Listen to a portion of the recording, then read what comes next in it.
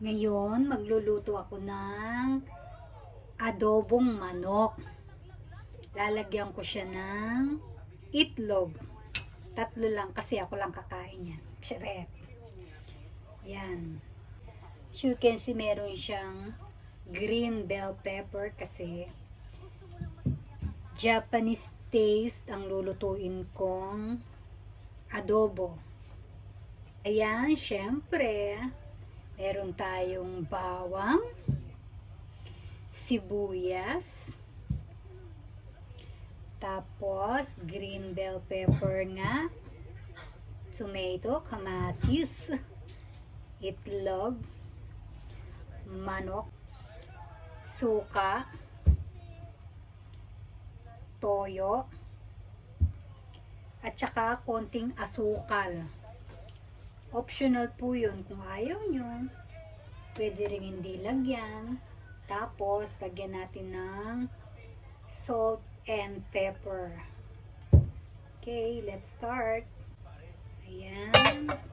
Una, pagsama-samahin muna natin tong chicken, sibuyas, madaming sibuyas kasi gusto ko ng madaming sibuyas, and bawang, suka, tansya lang ako, toyo, tansya din ang toyo, at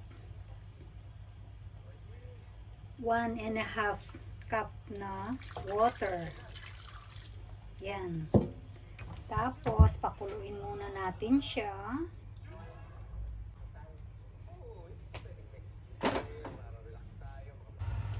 Ayan, pakuluin muna natin siya. Lagyan muna natin siya ng 2 teaspoon na sugar para at least medyo tumatamis na siya pag binoboil mo na. Ayan, nakikita nyo hindi ko nilagay muna yung kamatis at saka yung red bell pepper. Mamaya pag medyo malambot-lambot na yung ating manok, dun ko siya ilalagay. Okay, buboil muna natin siya hanggang sa lumambot.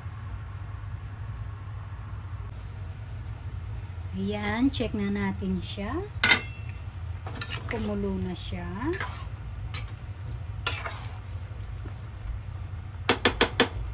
Ngayon, pwede ko nang ilagay yung kamatis, tsaka yung green bell pepper. Halo. Pakunting salt and pepper.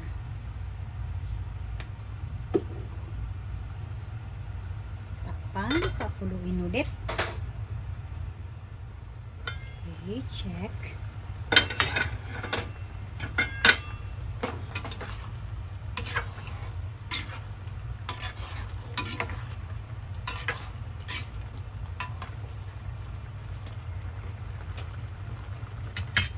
Ngayon, nilalagay ko naman yung mga itlog.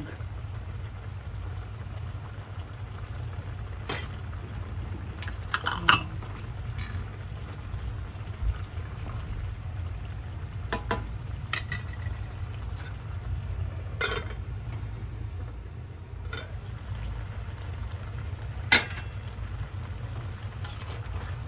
Halo lang po ulit.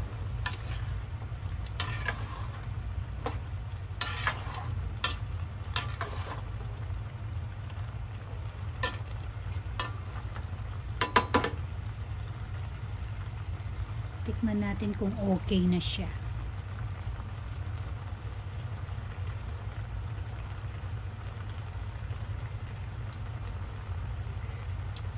Ay, grabe.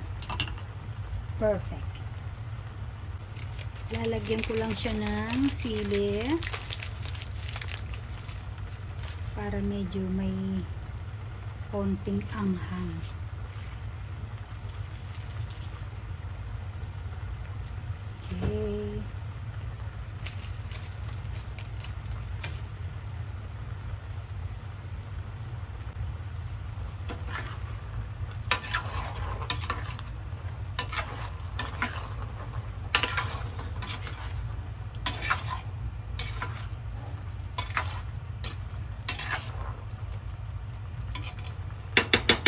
Hintayin lang natin siyang medyo matuyo.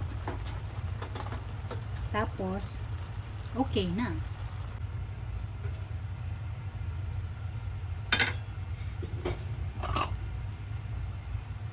Ayan.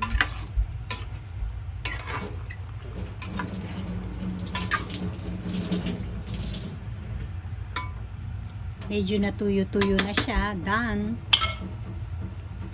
Ready na natin siyang isalin sa ating lalagyanan.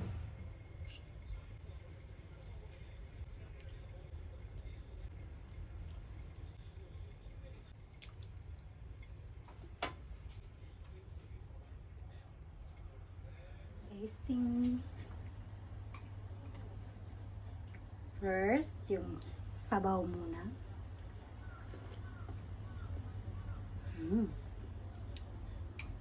Sabaw pa lang. Wow na wow. Manok. Lambot. Sarap-sarap. I-try nyo yung masarap yung lagyan nyo ng red bell pepper or green bell pepper. Tapos lagyan nyo ng kamatis. Okay. Sarap siya. Japanese taste na adobo. Sarap. Bye-bye.